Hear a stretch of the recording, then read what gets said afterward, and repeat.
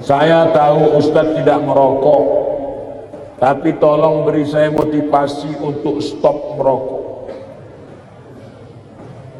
Udah capek udah saya cerita rokok.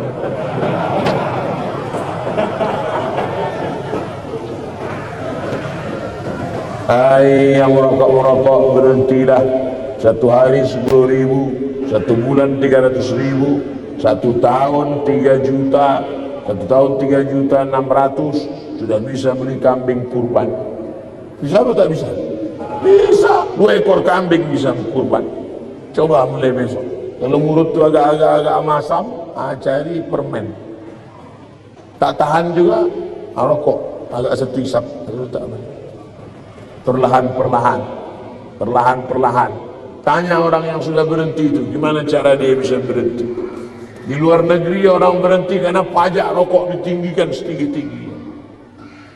Semoga Allah senantiasa melindungi Ustaz. Amin ya rabbal alamin. Berapa banyak dari pendapat tabi'in yang boleh kita ikuti dan kriteria pendapat tersebut. Mohon doa untuk anak kami M. Nabil dan Rafika Gunawan menuntut ilmu di pondok. Nanti di akhir majelis kita sama-sama berdoa semoga anak-anak kita semuanya menjadi penghafal Al-Quran, jadi para mujahid yang menolong agama Allah dengan harta dan nyawa mereka insyaAllah. Ada tabi'in namanya Al-Imam Al-Hasan Al-Basri, kampungnya di Basrah, Irak. Maka ucapan-ucapan dia itu banyak dijadikan sebagai sandaran pendapat. Kriteria menerima pendapat tabi'in itu adalah, kalau dalam tafsir itu ada 4. Tafsir ayat Quran dengan Quran, tafsir ayat Quran dijelaskan hadis Nabi, tafsir ayat Quran dijelaskan oleh pendapat sahabat, tafsir ayat Quran dijelaskan oleh tabi'in. Tengok tafsir Tabari, ada tafsir Ad-Dhahhak, ada tafsir Mujahid, ada tafsir Ikrimah. Itu semuanya adalah tabi'in yang memberikan penafsiran. Tapi kalau dia bertentangan dengan Quran, bertentangan dengan sunnah, maka tidak dapat diamalkan. Tapi mustahil mereka membuat-buat pendapat, karena mereka adalah ahlus sunnah wal jamaah. Tabi'in yang condong kepada Qadariyah, Jabariyah, Mu'tazilah, fitnah khalqil Quran, keluar dari ahlus sunnah, maka tak bisa dipakai. Nah, ini semua harus dengan syarat dan ketentuan berlaku. Apakah amil zakat menunggu orang minta zakat atau mencari yang wajib zakat menerima zakat? Khudh, ambil. Amil zakat, khudh, ambil. Bukan, ayo orang beriman, berzakatlah. Yang mau zakat silakan, yang enggak mau enggak apa-apa. Bukan begitu bunyi ayatnya. Khudh, ambil. Makanya yang punya jabatan kekuasaan buatkan perda, peraturan daerah, bayar zakat. PNS, ASN, perusahaan, BUMN bayar zakat ke Basnas. Yang tak mau bayar zakat, teken materi 6.000, siap dipindahkan ke sejauh mata memandang. Bisa atau tak bisa? Sudah, kata Pak Wati, sudah diterapkan. Langsung zakat potong atas. Abdul Somad jadi tim sosialisasi zakat provinsi 5 tahun. Bayarlah zakat, bayarlah zakat. Tak takut orang. Tak ada jabatan, tak ada kekuasaan. Tapi begitu bupati tanda tangan, perda bayar zakat, langsung 10 miliar. Selama saya ceramah, yang paling besar zakatnya Aceh Barat, Meulabu, 15 miliar kabupaten, 15 M. Pas saya ceramah sana, saya tak tahu, saya pun ceramah di kampung saya di Riau ada kabupaten 10 miliar. Mereka senyum-senyum. Pas makan, berapa tadi Ustaz? 10, saya bilang. Kami 15. Kalau mati saya Abdul Somad akan datang, kalau mau ceramah tanya dulu. Pastikan kita lebih besar. Maka saya ingat betul itu, Meulabu itu 15 M dulu. 4 tahun yang lalu. Sekarang lebih besar lagi. Tolong diberitahu amalan sunat sebelum tidur malam Pak Ustadz. Wudhu. Sebelum tidur malam berwudhu. Paling bagus lagi sholat witir. Tapi katanya witir tengah malam. Ada 2 sahabat Nabi yang witirnya sebelum tidur. Pertama Abu Hurairah, yang kedua Abu Bakar Siddiq. Ya Aba Bakrin mata tutiru, hai Abu Bakar, kamu witirnya kapan? Ba'dal atama, habis isya salat witir. Maka siapa yang witirnya sebelum tidur, nanti malam tahajud saja tak usah tidur lagi, tak usah tidur lagi, tak usah witir lagi, maka dia dalam keadaan tidurnya suci. Baca kul huwallah, kul ambil falak, rabbin nas, ayat kursi, Al-Fatihah, Subhanallah 33, Alhamdulillah 33, Allahu Akbar 33, miring ke kanan, hadap ke kiblat, Bismika, Allahumma ahya wa amut. Sunnah. Orang sekarang tidur megang remote. Pertama dia nonton TV, lama-lama TV itu nonton dia. Semana mau dapat rahmat barokah? Mati su'ul khotimah. Yang ditonton film hantu. Sebelumnya dari malam saya niat salat subuh, tapi saya bangunnya jam 6 pagi waktu setempat. Apakah masih boleh sholat? Ini bukan menanya, menawar.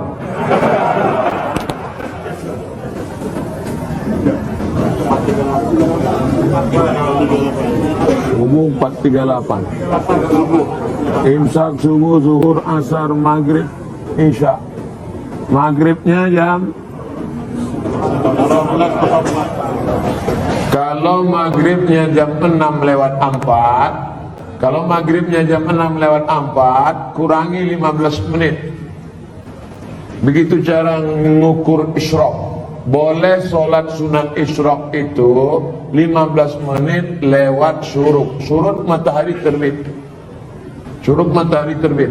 Jadi kalau begitu, syuruk matahari terbit di Tanjung Pinang jam 5.50. 5.50 tambah 15 menit baru boleh sholat sunat isyraq jam 6:05.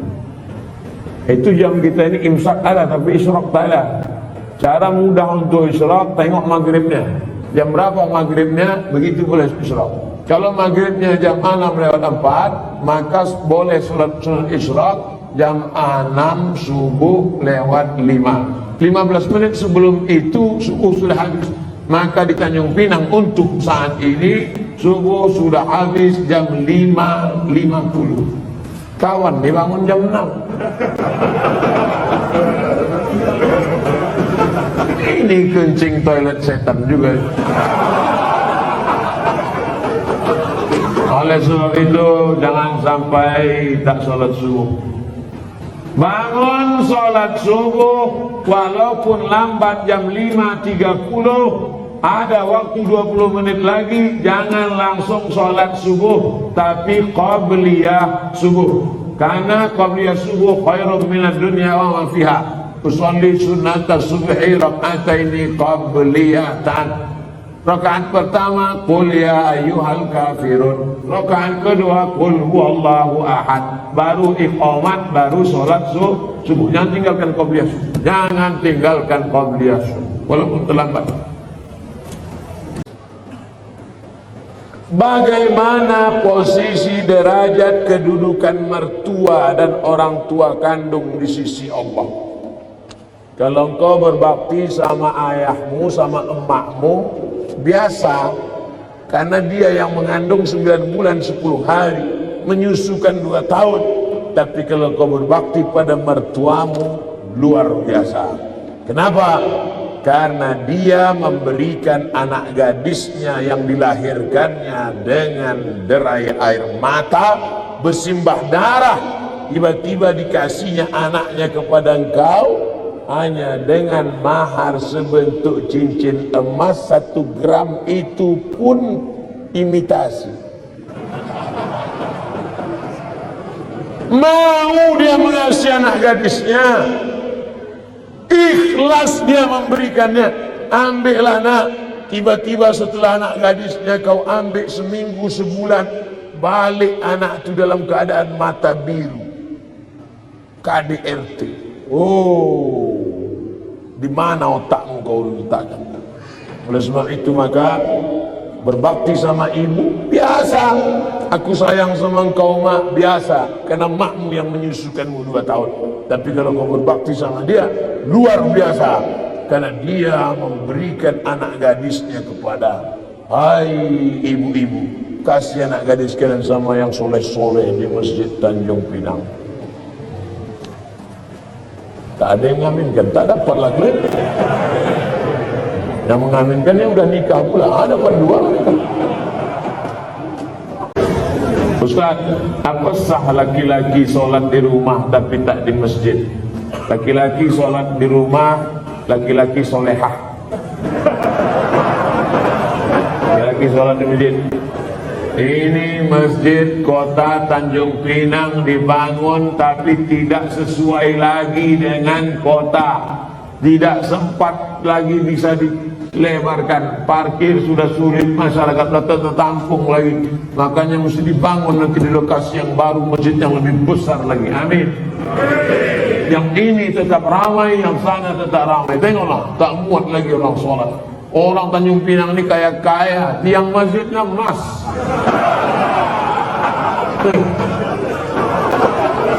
Alhamdulillah. Luar biasa. Orang susah menjadi emas. Laki-laki di Tanjung Pinang tak ada yang pakai emas, karena mereka mau menunjukkan kayanya bukan dengan cincinnya, tiang masjidnya emas. Hebatnya lagi di Tanjung Pinang, walaupun tiang masjidnya emas, tapi jendelanya tak pakai kosen. Menunjukkan apa? Aman. Tanjung Pinang aman, tak ada pencuri. Kadang-kadang kita masuk ke salah satu masjid, kotak infak dicor, kotak infak pakai rantai besi, pakai gembok. Sini aman. Coba tengok masjid, lampunya pula macam lampu Masjid Nabawi. Luar biasa. Tak emas tak gini kan.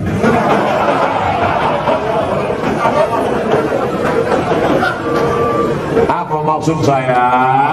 Nikmat yang sudah besar ini maka dibalas dengan sholat berjamaah. Tapi rasanya mengajak orang Tanjung Pinang sholat berjamaah mubazir.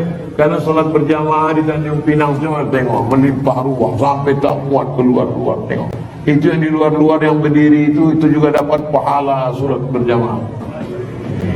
Kalau sholat, tak sholat mana dapat? Layan tayana, mereka yang tak datang ke masjid, jangan ulangi lagi.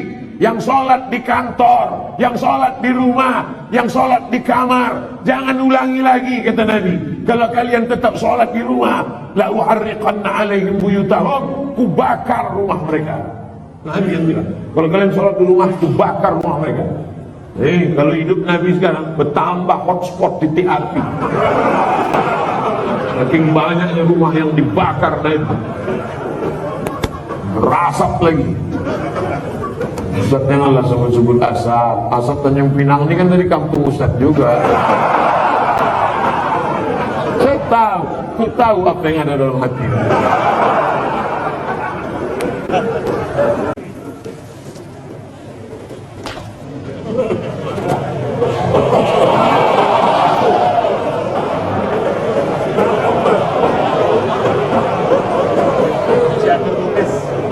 Jangan lisan tertulis.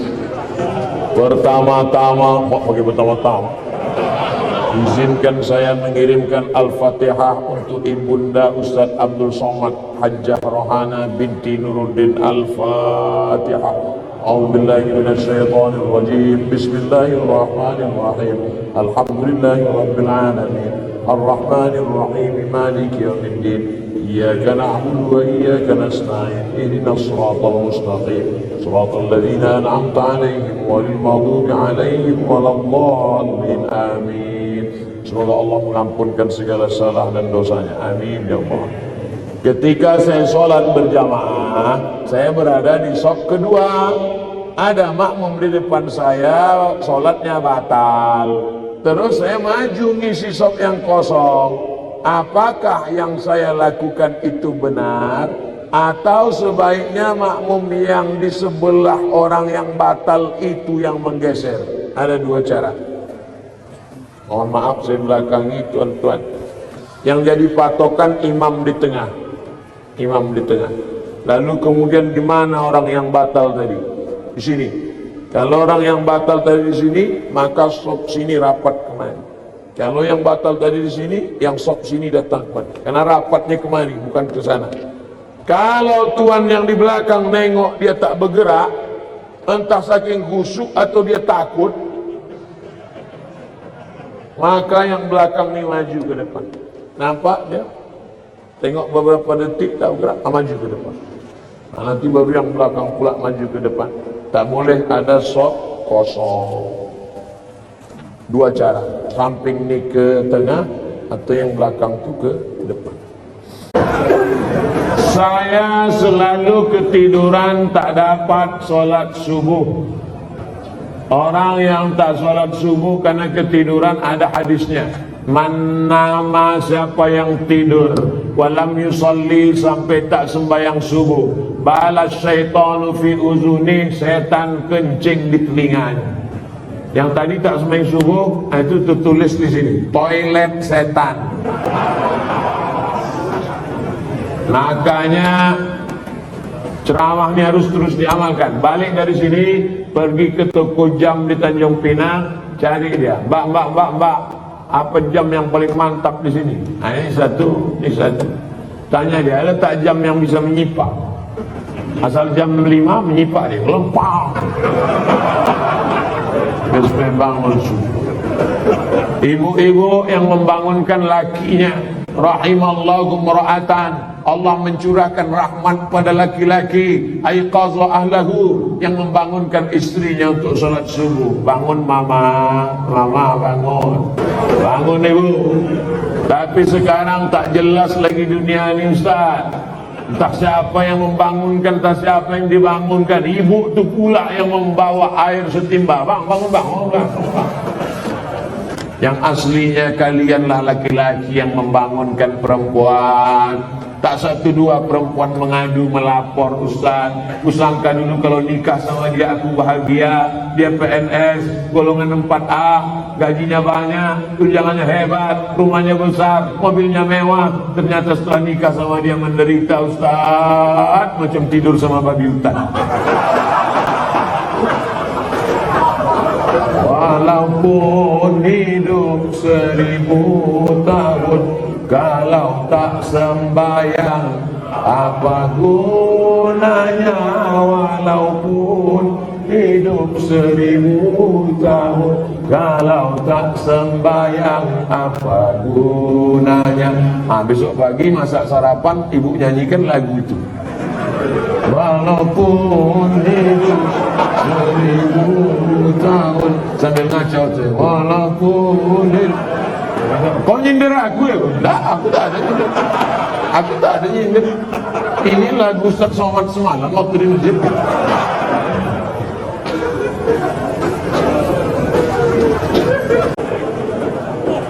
Apakah azab hanya ada untuk orang yang sudah meninggal saja? Allahumma inni a'udzubika min azabi jahannam, wa min azabil qabri, wa min fitnatil mahya wal mamat, wa min syarri fitnatil masihid dajjal. Hadis riwayat Muslim. Baca sebelum salam 4. Allahumma inni a'udzubika min azabi jahannam, wa min azabil qabri, wa min fitnatil mahya wal mamat, wa min syarri fitnatil masihid dajjal. Tangannya tetap satu, jangan 4. Hadis sahih. Menunjukkan dalam doa ini bahwa azab itu ada azab di dunia, ada azab di akhirat. Fitnatil mahya, azab hidup, ada azab hidup, ada azab akhirat. 2. Apa perbezaan cobaan dan azab? Sholat rajin, puasa rajin, tak pernah mencuri, tak pernah maksiat, tiba-tiba sakit. Itu ujian, karena Allah ingin mengangkat derajatnya.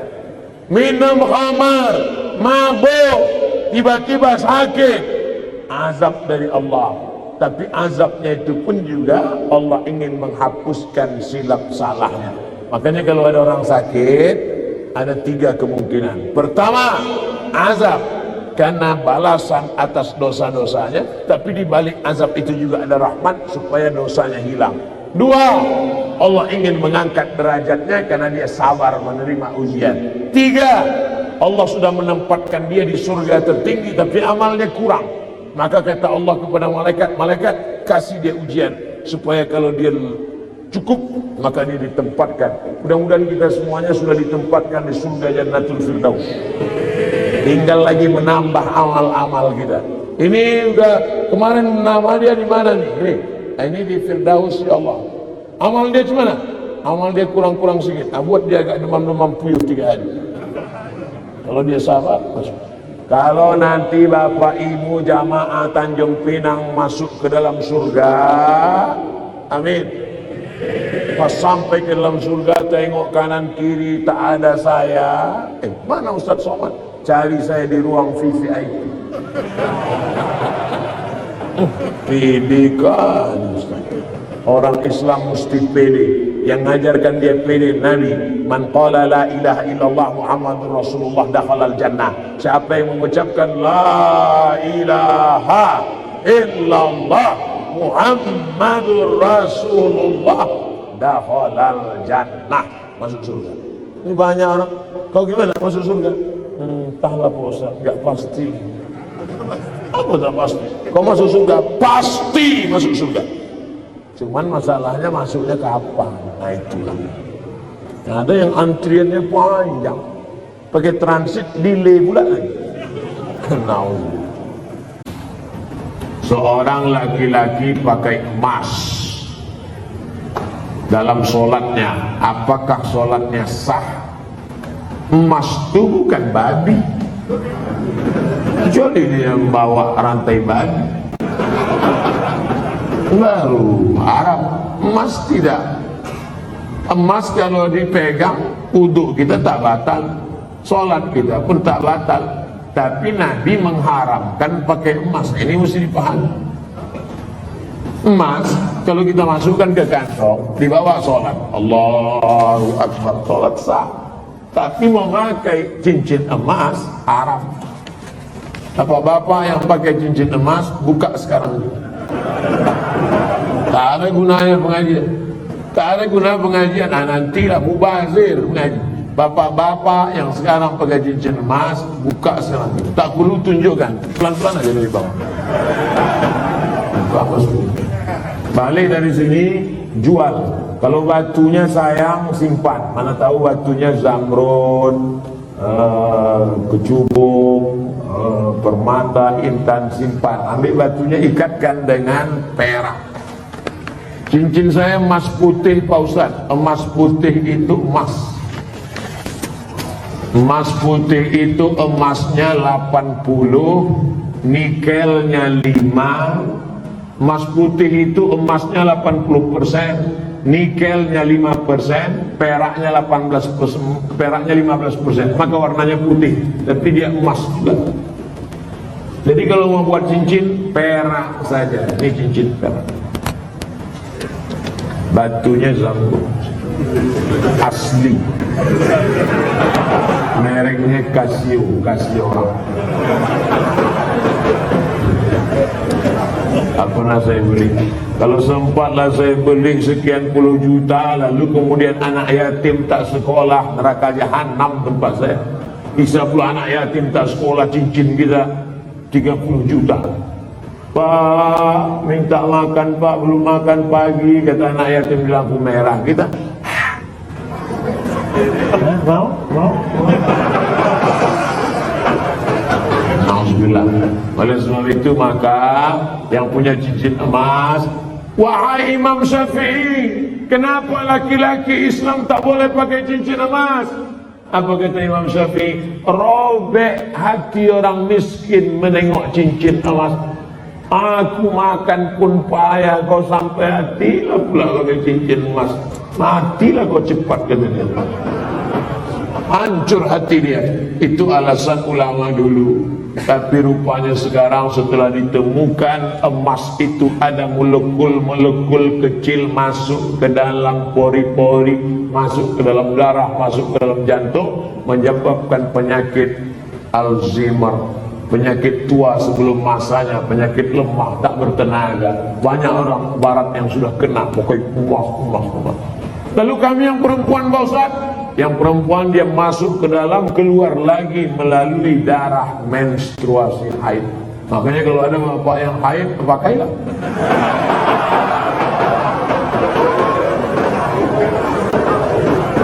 Ustaz, saya mau tanya. Setelah saya dengar ceramah Ustaz, saya mau tanya. 2 kali diulang. Pak Ustaz, saya mau tanya. Setelah saya dengar ceramah Ustaz, saya mau tanya. Tujuan hidup di dunia ini harusnya seperti apa, Pak Ustaz? Untuk apa kita di dunia ini, Pak Ustaz? Biasanya pertanyaan orang macam ini dia udah di tepi jembatan.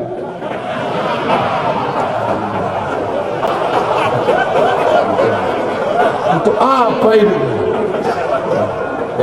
Udah streaming. Untuk apa hidup ini?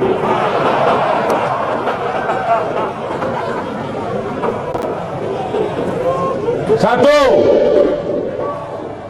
Allazi khalaqal mauta wal hayata.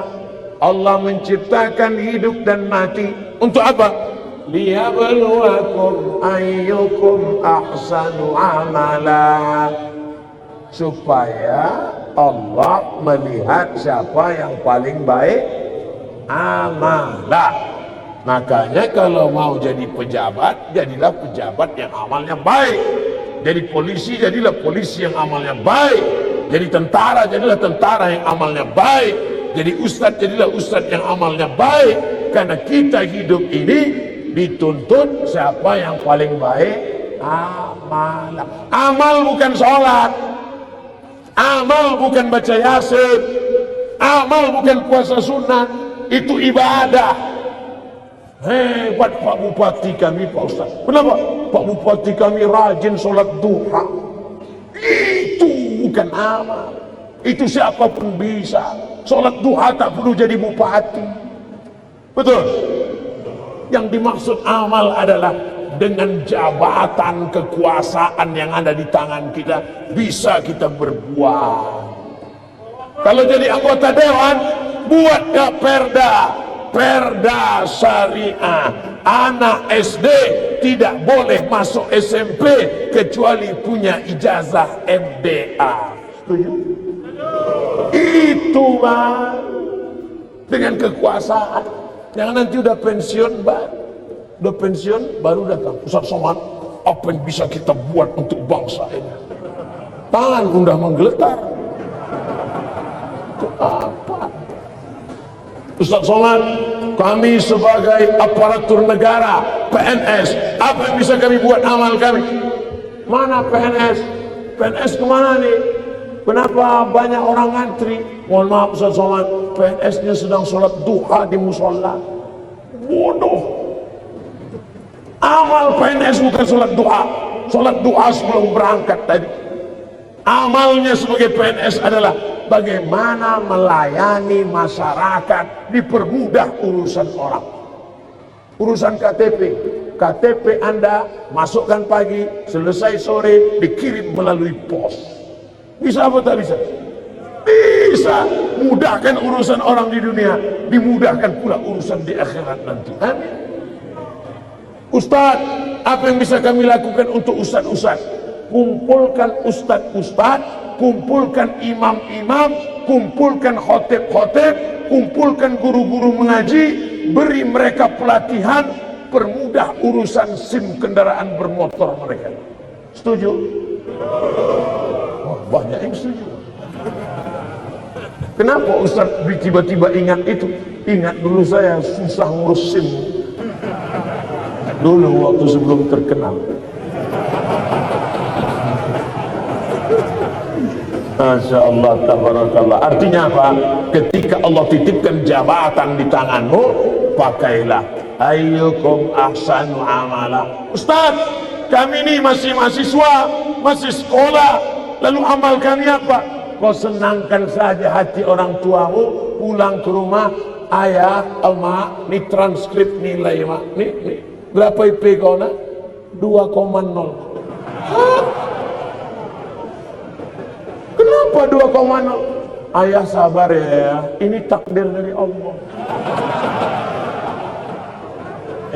Anak hantu.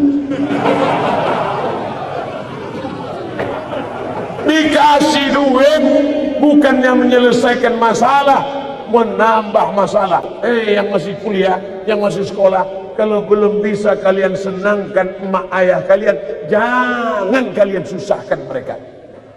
Jangan asal balik susah, balik susah. Belum lagi dia balik, baru menengok nama dia di HP aja. Ini susah. Yang pertama amalah. Yang kedua baru wa ma khalaqtul jinna wal insa illa liya'budun, ibadah. Itulah dia sholat, baca Quran, tahajud, puasa sunat, itu ibadah. Jadi kita ini gunanya di dunia ini cuma dua saja, amal dengan ibadah.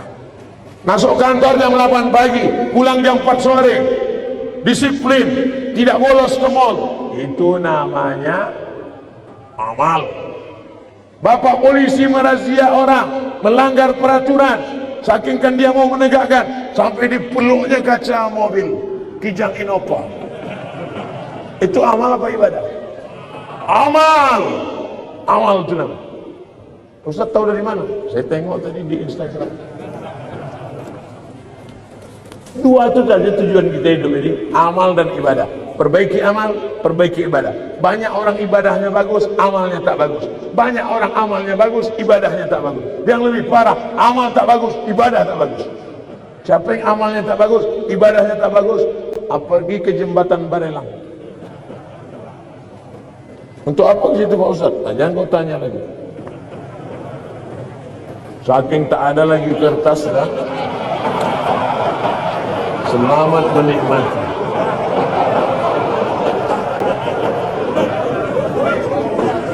Pejabat yang selalu menang sendiri dan selalu menyalahkan anak buahnya. Ini bukan pertanyaan, ini balas dendam. Sakit hati dia. Gimana caranya biar supaya Ustaz Somad menghantam pemimpin dunia? Buat lu bertanya. Itu pula masalahnya. Dia bertanya sama ustadz yang paham pula kan? Nabi berkirim surat kepada Raja Romawi, namanya Heraklius, Herkal. Apa kata Nabi? Aslim taslam. Kalau kau masuk Islam, kau selamat. Falaka ajrani, kau dapat 2 pahala. Kalau engkau baik, rakyatmu semuanya selamat dan kau dapat 2 pahala. Itulah enaknya jadi pemimpin. Karena kalau dia baik, rakyatnya baik, dia dapat 2 pahala. Tapi kalau kau tidak baik, falaka dzambul arisiyin, semua dosa anak-anak buahmu kau ikut menanggung. Oleh sebab itu maka yang paling pertama dapat naungan di akhirat nanti, sab'atun yudhilluhumullah, 7 golongan dapat naungan Allah. Saat itu naungan tak ada, panas terik, tak ada atap. Di antara yang dapat naungan, yang pertama bukan ustaz, yang pertama bukan ulama, yang pertama al-imamul adil, pemimpin yang adil. Tapi negara kita negara demokrasi. Kalau ada pemimpin kita yang zalim, yang menyalahkan orang, kita bisa lapor ke atas. Ada laporan, bapak-bapak pegawai kepala dinas lapor ke Pak Wali Kota. Pak Wali Kota ada laporan ke atas, ada atasan, ada BPK, ada Inspektorat Jenderal, ada macam bapak-bapak polisi, tentara lapor ke Propam, ada atasan yang bisa kita laporkan. Kalau takut, kirim surat kaleng. Jangan fitnah. In ja'akum fasiqun binaba'in, kalau datang orang bawa berita palsu, fatabayyanu, klarifikasi. Nah, salah tak selesai dengan ditulis di wall Facebook, tapi harus diselesaikan. Wa amruhum syura bainahum, diselesaikan dengan musyawarah.